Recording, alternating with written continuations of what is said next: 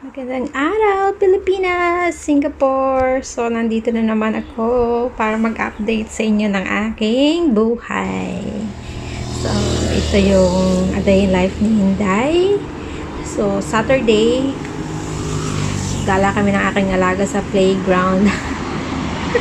Siyempre, di ba? Walang off day si Hinday ngayong week, kaya gala-gala lang sa playground. Yun yung trabaho ni Hinday pag weekends.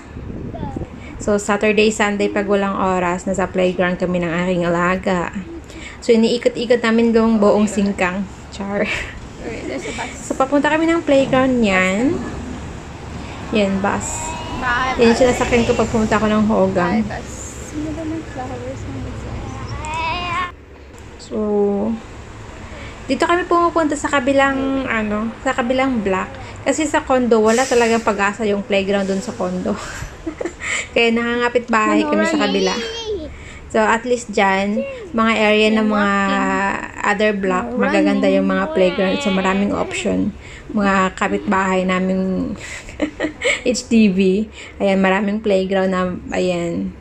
Sa kabila naman yan. So, ang dami naming area na pinuntahan within that day. Hindi, inang oras lang pala, 3 hours. So, buong singkang inikat na namin hanggang Jalan Kayo. So, ayan, ikot-ikot lang kami dyan. So, actually, papunta pa kami dyan, pabalik. Kasi parang takbo dito, takbo doon, ganon. So, pupunta na naman kami sa kabilang ibayo. So, yung unang video, sa kabila, ito na naman panibagong area na naman to.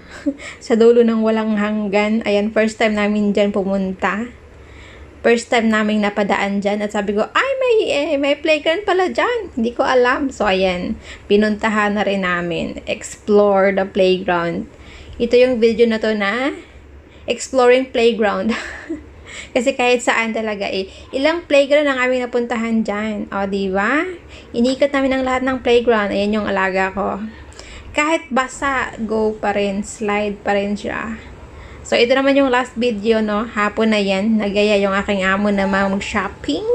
So, sama kami lahat dyan. Ito na yung after lunch namin. Ayan, pumunta kami ng Daiso. At ayan. Tapos na. Thank you!